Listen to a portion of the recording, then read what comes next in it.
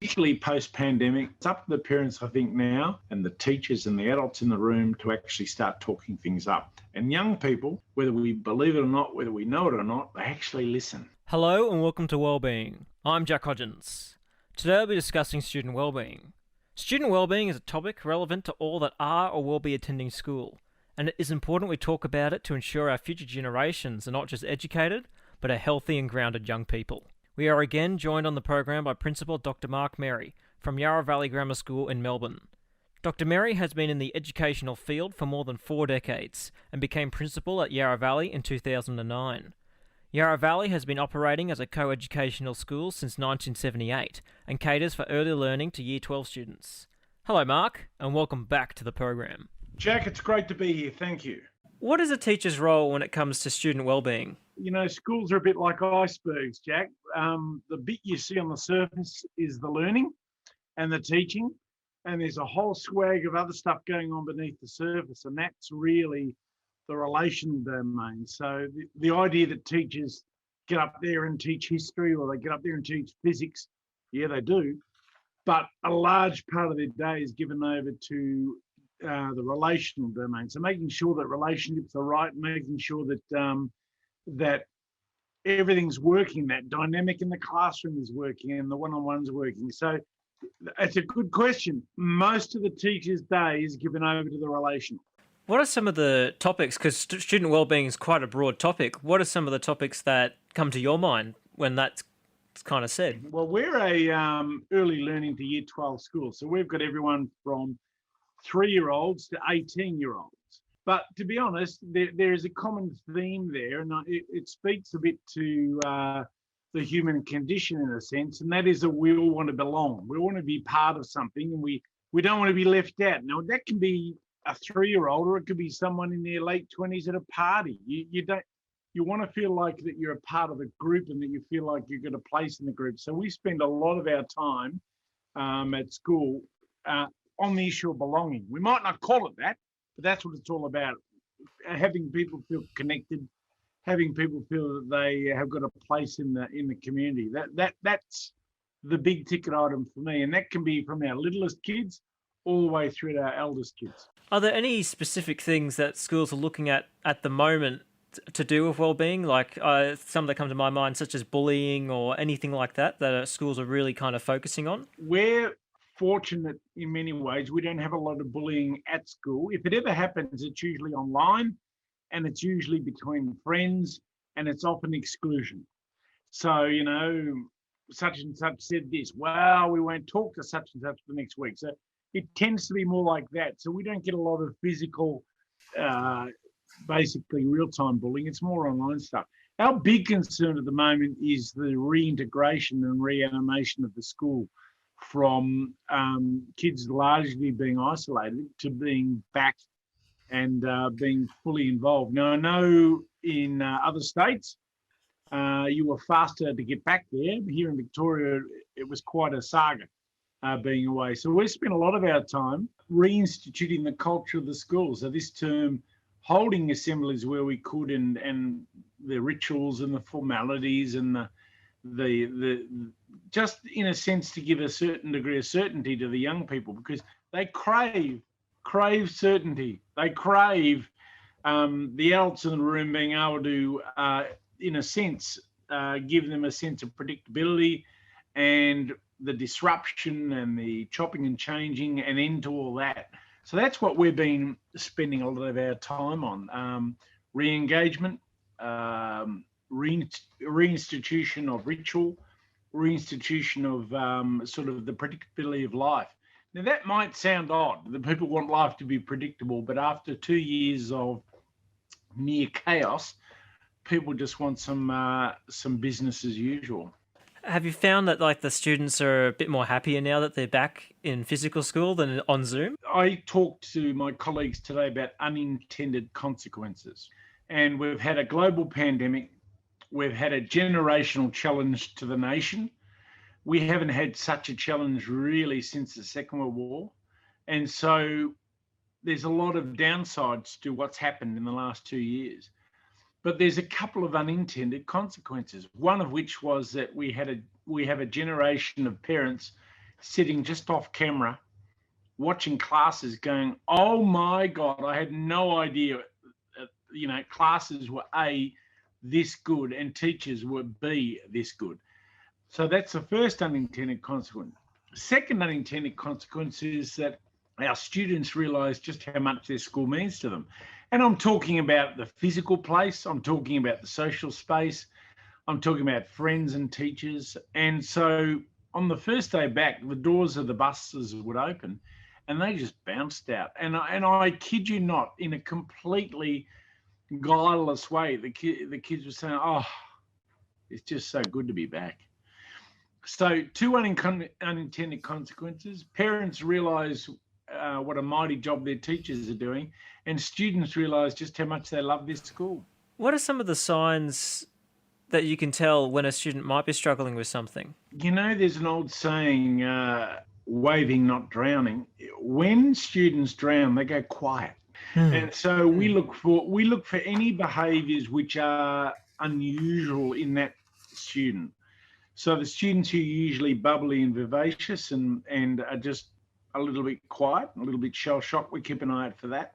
Students who perhaps might be spending more time alone and aren't re-engaging with friends, we keep an eye out for that. Our teachers, as I said when we started, our teachers are very tuned to the relational. They are very savvy about keeping an eye out for these things. Often they'll deal with it themselves. Often they'll talk to friends. But if it becomes more acute, we will then escalate it up to our psychologists who will then intervene and get some good outcomes. I'm happy to report, Jack, the young people are in a good space. They're back.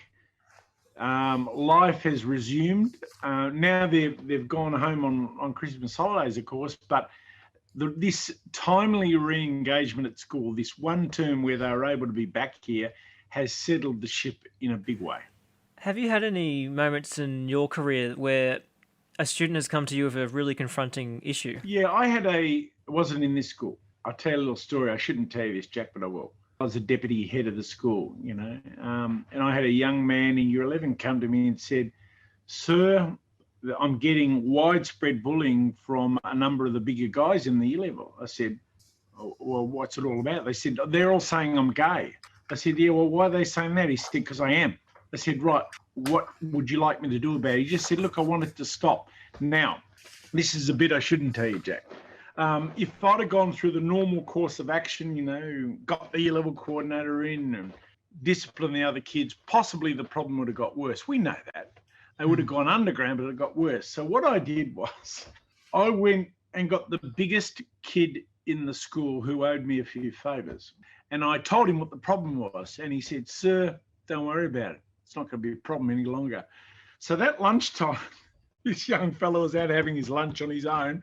And this big kid, he was a mountain of a kid, sat down next to him with him, pulled out his lunch, opened up his lunch, had lunch with him. That young man did not have one more problem in that school, not one after that.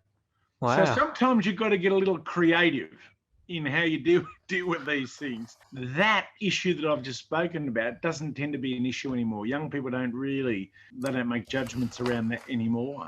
So what the kids think is acceptable or not, that's shifted big time in the last 10 years or so. Have you seen, say, since when you were at school, that student wellbeing has become a much bigger topic that's talked about? The big change has been that I think there's a greater recognition in schools now that there's a lot more going on beneath the surface than there ever was. And so we still have great teachers who informally strike up really good relationships with the kids, really supportive relationships with the kids. But we also recognise that you do need that formal care as well. We would never have dreamt of having 3 full-time psychologists in a school when I was at school. We do here as a matter of course. So young people are certainly well supported. Having said that, I think that young people are far more under the pump now than ever. And I think, everyone bags on about social media. I don't think it's social media as such. I think it's more that they are constantly wired. They are wired all the time, whether it be a phone or a computer or a laptop or whatever it is. They never are unplugged. And I reckon that there's a great study to be had between the immediacy of technology and the rise in anxiety among young people. I reckon someone's got a PhD out of that. because I can see young people are just a little bit more agitated than perhaps we were at the same time. You're listening to Wellbeing, where we're discussing the well-being of students. My guest today is Principal Dr. Mark Merry from Yarra Valley Grammar School in Melbourne. How do schools approach that kind of anxiety kind of feeling in students? We approach it head on. We talk about it openly. I know a lot of schools are wedded to, laptop programs and technology and so forth. We're not. We allow devices to be brought to school, but we don't wed our curriculum in that kind of technology, and that's deliberate because it can become counterproductive, in my view. It can become counterproductive. They get enough technology without us having it as a absolute must in class. We have a policy about mobile phones. It's so much ink has been spilled about schools and mobile phones. It's crazy. Schools make big rules about, they're going to ban them, all that kind of stuff. Other schools say, oh no, all bets are off and they can have them wherever they like. We've got a simple policy. If we don't see them, they're not a problem. So, they might be carrying them, but they never bring them out and around the schools. If we don't see them, they're not a problem. How can a teacher make sure that when they're talking to a student about a topic in student wellbeing, that student is heard? It does vary from school to school. I've worked in very large schools, and often that's a bit tougher, to be honest. And so there's critical mass in a school. You get to a point where it can get too big and a bit impersonal and a bit busy, and so you've always got to be have a culture in the school where you do treat young people as individuals. We're acutely aware here, and as part of our DNA, we're acutely aware that we're custodians of these young people for 13 or 6 years or whatever it is. Very important years, critically important years, and we've got one shot at this. We don't want to blow it, and that one shot we take very seriously. So every interaction we have with a young person, we try and get the best outcome we can of it. Now, people get busy and people are running between classes. We know that. But the aspiration is always to make every interaction as positive as it can be. I believe here, and lots of schools around Australia, the students love their school. They love being with their friends, and they are respected and they get looked after. And I think the school experience ought to be and should be and often is a great experience for young people. And I think, as you mentioned there, it is probably the most important time in their life, their schooling years. That's when they're developing and becoming who they are. What qualities does the school need to provide and values to set them up for life? We are primarily an education institution, and we can never forget that. So therefore, academic standards are a huge part of what we're on about. And we don't apologise for that. We make it very clear, academic standards. So, and really, I don't really fuss much about whether a student is studying Latin or they're studying woodwork. I don't care. The standard of the work they produce is what I'm interested in. So I make no value judgments about what they study, but by God, if they're going to study something and they're going to study at a high level and do it well. But the main gig, and I go back to this, is that relational domain. Now, I will challenge you, Jack. I will challenge you to remember something you learned in Year 9, but then I bet you can remember a teacher who taught you in Year 9. I bet you can remember someone who cared, who spent time with you, who had humour, who was self-deprecating, who made the class interesting, who generally was someone who you knew held everyone in high regard. You remember that person for life. And so what we try and do is in the process of teaching and in the sort of the pathway to university or wherever, we try and give them the best education possible. But we also, as significant adults in their lives, second in many ways only to their parents and their parents' friends, we spend as much waking hours with them as anyone. We make sure that the experience with the adults in the room is a positive one, with the view that when they're in their 30s and 40s, they might forget what I taught them in history. And they might say, well, vaguely, but by God, I remember that class. And I remember we had a bit of fun. And I remember that, you did this. And I also remember that when I got into a bit of strife, you cut me a bit of slack. I remember that too. That's the important part of what we do as teachers. How do schools foster good self-esteem within the students? A lot of it is that one-on-one interaction, but a lot of it is the narrative. The narrative is critical. And a constant narrative with young people about the qualities they bring and the contributions they make. Now, you know, we're in a pretty high-end sporting competition, associated grammar schools here in Victoria. We don't win everything. But when those young people come off the field, they know that they're contributed to school life, and they know they're worn the colours, and they know that they're valued for what they're bringing to their school. Every musician, every sports person, every debater, everyone who goes out rattles can for the Royal Children's Hospital, everyone who goes and tutors refugee kids in primary schools, every single young person who contributes to the life of this school, we have this narrative where we want to encourage and recognise and support. The other thing about narrative, Jack, very briefly, is that there's been a lot of narrative around loss of late. There's been a lot of narrative around, well, you missed out on this, you've been locked down for that, you've got to get yourself vaccinated, and there's a lot of that negative sort of narrative. Now, a lot of it's accurate, don't get me wrong, I'm not dismissing it, but a lot of negative narrative. A lot about what we've lost. The narrative that we're talking to our young people about now is the stuff that we've won.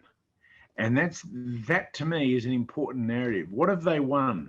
We've got young people now who can learn in different ways, who are IT savvy, who can self-motivate, who can self-organise, who can independently learn at home, or they can work at school, doesn't matter, who have a newfound recognition and understanding of how critically important their school community is, who love their school more than they ever did. So that narrative that you can spin back into the school community, you know, the adults in the room have a leadership role here. All of a sudden, young people have been hearing a pretty bleak story for a while. All of a sudden they're hearing, well, hold on, maybe we have won a few things. And I said, we had a valedictory last night, and I said to them, look, in 2 years, yeah, you know, you've been bashed around a bit. Yeah, you've been knocked from pillar to post with this and that, but you're a lot tougher than you were 2 years ago. You're a lot smarter than you were 2 years ago. You're a lot more independent and savvy than you were 2 years ago. We didn't lose anything here.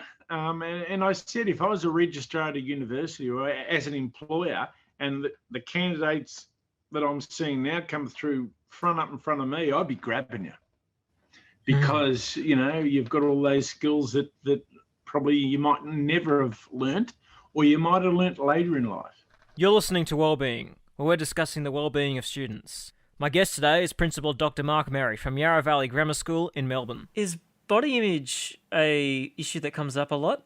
Not obviously, but it's there in the background,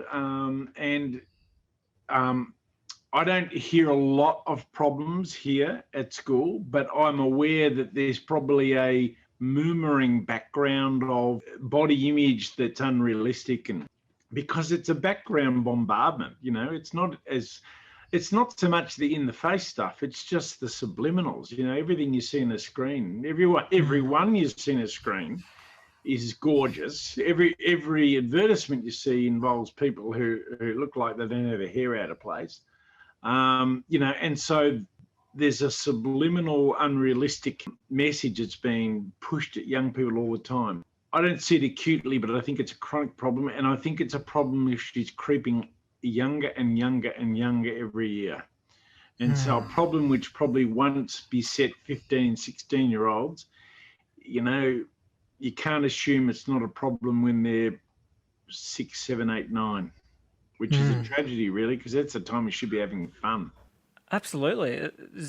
Is there any supports in schools to kind of combat that kind of issue that's in there, or is that still something that's developing within the wellbeing sector? A couple of years ago, we did a partnership with an outside consultancy group called the Resilience Project. Now, the Resilience Project was the startup was when it was by a young guy who had serious smarts about him, who saw a problem, set up this project with a whole lot of other young people who were very clever young people and articulate and could talk to young people where they're at.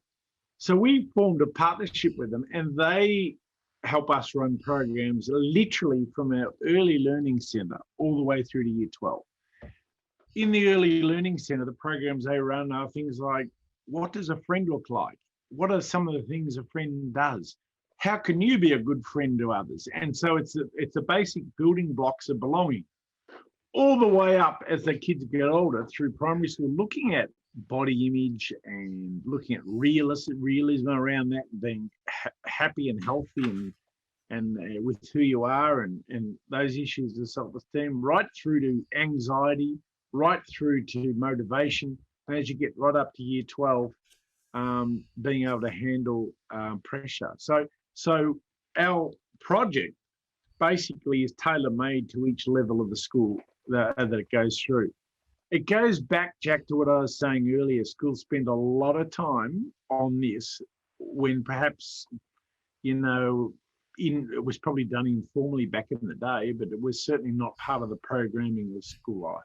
What is more important, do you think, mental or physical health? That's a very good question, because they're so inextricably linked. Someone who suffers from physical ill health, it has a mental and emotional knock-on effect, and vice versa. I think that physical ill health still to this very day is better understood and better supported and better accepted than mental ill health. So if I had to pick one or the other, I think picking physical ill health means that all of a sudden you're surrounded by the great architecture of medical assistance, and people understand it. If you've got a plaster cast on your arm, people get it. If you're suffering from chronic fatigue, people get it.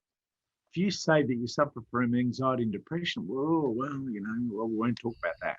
I don't quite get that. Well, maybe I'll have lunch somewhere else. So I think still we've got a long way to go with mental ill health and emotional ill health. And it should be viewed like any other health issue, but not yet. I think we're getting there, but we've got a way to go. So physical ill health, you've got everything there ready to rally around and support. Mental ill health, I think we've still got a long way to go. How does a school and the parents of a student interact when it comes to wellbeing? I'll give you an example. And this isn't quite in the wellbeing space, but this gives you a classic example. We've got one or two kids in the class who have learning difficulties, okay? Now, if the learning assistant went into the class and did a beeline for these kids and said, right, now, I know you've got learning difficulties and you need extra help from me, and then start off, well, you can imagine how that would go down. So what our learning assistants do, they go into the class, and probably the last person they speak to is the kid with the learning difficulty. They'll go around to the kids around them. Oh, what are you working on? I need a bit of a hand with that. Here's a bit of an idea. And so it's the skill of the individual which gets in there and gets in when they need to. Is there a reluctance of kids to go and see their psychologist? Not as much nowadays. I think we are entering now into an era where it's more accepted, not as I said before, accepted as physical ill health, but it's more accepted to go and see someone. And I think that's just going to keep evolving. So 20 years from now, look, I feel a bit anxious. I'm a bit down. I might just go and have a chat with someone and just see if I can bounce some ideas off them, see what I can do about it. Now, when we get to that place, schools are going to be even better. What would be the take-home from this interview you'd want people to remember the most? I think whether it be the teachers or whether it be the parents, never underestimate the job and the role that we have with young people. Even my own sons, by the time I got to secondary school, how was school? Okay, what did you learn?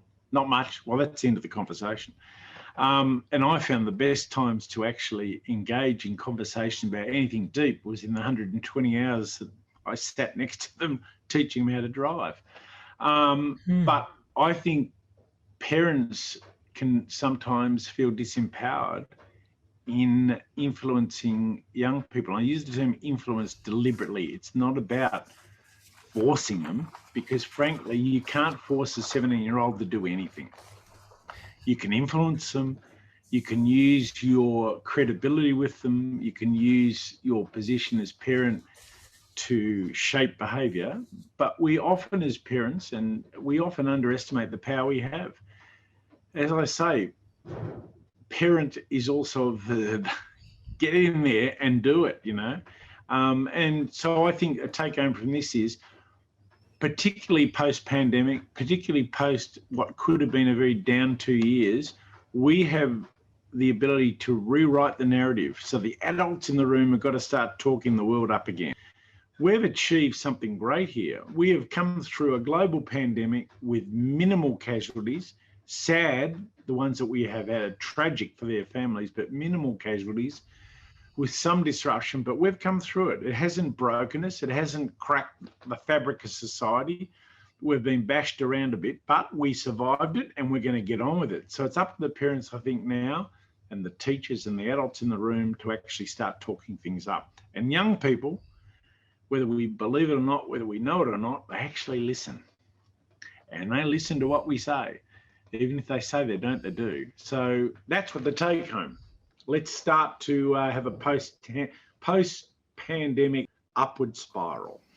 Well, it was great talking again with you, Mark. Jack, you know what I appreciate? I appreciate the fact that you and the station have a real interest in young people. I mean, to me, that says everything. I mean, I work in education. I work with young people.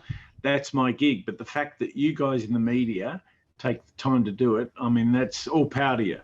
My guest today was Principal Dr. Mark Merry from Yarra Valley Grammar School in Melbourne. Thank you for listening. I'm Jack Hodgins, and all of us at Wellbeing wish you well.